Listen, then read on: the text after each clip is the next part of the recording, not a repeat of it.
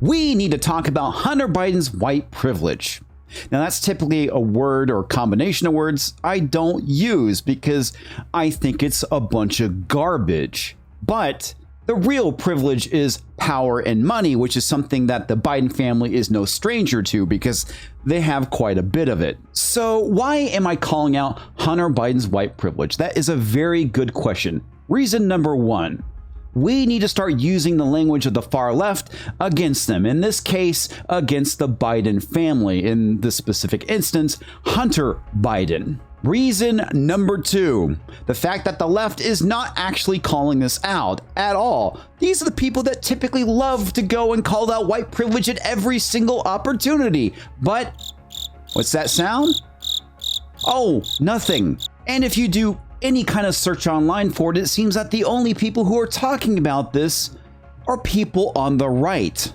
And when you go to Twitter and search for white privilege, you will actually mainly find people on the right calling this shit out.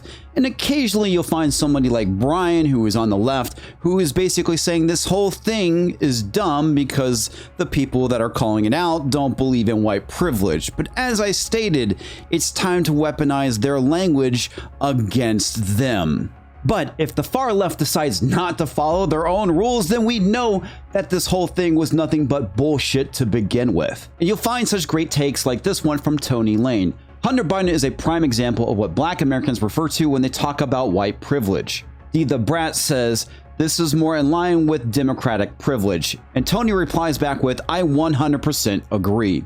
And what Tony is pointing out is that we do indeed live in a multi-tiered justice system. There is one for you and I, there is one for the elites, and then there is another tier for the elites that are not a part of the system, such as Donald Trump.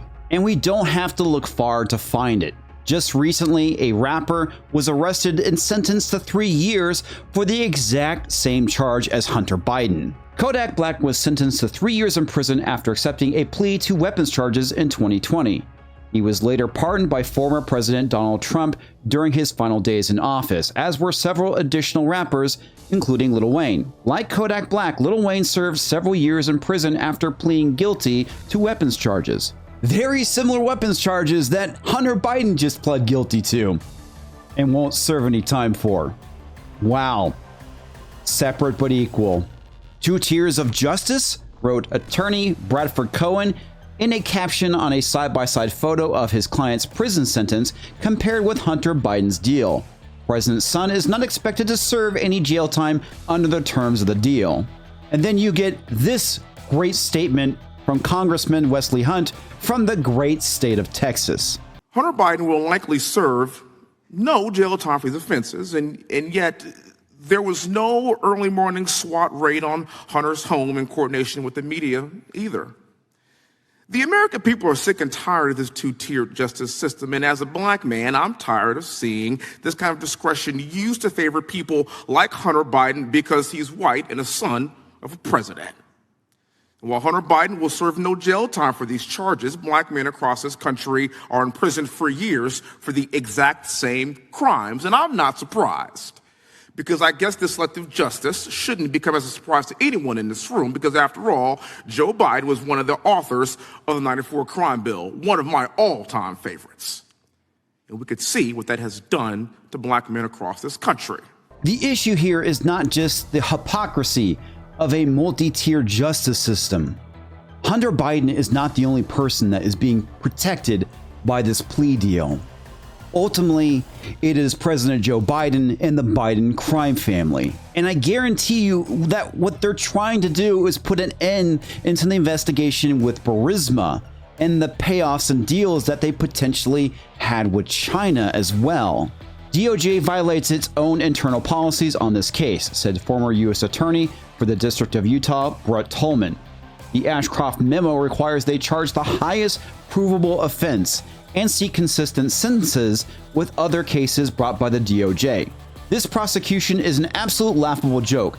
Thousands have been sent to prison for long terms for the same charges. In response to the deal, House Republicans have vowed to continue their rapidly intensifying investigation into an alleged criminal bribery scheme involving the Biden family. Both Joe Biden and his son have been credibly accused of accepting a $5 million bribe in a quid pro quo agreement to get Ukraine prosecutor Viktor Shokin fired. In case you haven't seen Joe Biden's comments on the firing of Viktor Shokin, you should pay close attention here, because this is going to be in Biden's own words. And so I got Ukraine, and I remember going over convincing our team, or others too, convincing us that we should be providing for loan guarantees. And I went over for, I guess, the 12th, 13th time to Kyiv, and I was supposed to announce that there was another $1 billion loan guarantee. And I had gotten a commitment from Poroshenko and from Yatsenyuk that they would take action against the state prosecutor, and they didn't. So they said they were walking out to press conference. I said, no, I said, we're not going to give you the $1 billion. They said, you have no authority. You're not the president. The president said. I said, call him. I said, I'm telling you, you're not getting the $1 billion. I said, you're not getting the $1 billion. I'm going to be leaving here. And I think it was, 6 hours? I said, I'm leaving in 6 hours. If the prosecutor's not fired, you're not getting the money. Well, son of a bitch. Got fired. And they put in place someone who was solid. Now, the excuse that the left likes to use is the fact that the reason why he was fired is because the prosecutor was corrupt. But the other thing that they seem to just go and dismiss is the fact that, well, he was also investigating Burisma. You know, the very company that Hunter Biden had dealings with. Shokin was investigating the Ukraine energy firm Burisma, where Hunter Biden sat on the board. The foreign national reference in a FD 1023 form compiled by a highly credible source who has since been named as a former Burisma executive, allegedly kept recordings of conversations between himself and the Biden family. Everybody should be concerned about this. This is not a left versus right issue or a Democrat versus Republican issue. This is about rich and powerful elites who are a part of the system being able to get away with a crime because they have the money and power to simply make it go away, while other people, such as Kodak Black, will be going to prison, thankfully he was pardoned, on the exact same charges. But because Hunter Biden's Joe Biden's son, well, he's A-okay. Everything is fine. He won't see a day in jail. God, I'm proud to be an American sometimes. And that's sarcasm for those of you who don't get it. And to go and add insult to injury, we have Merrick Garland attending a state dinner with Hunter Biden. Let that one sink in. Anyway, remember folks, freedom will always be on the right side of history. This is Ian, signing off.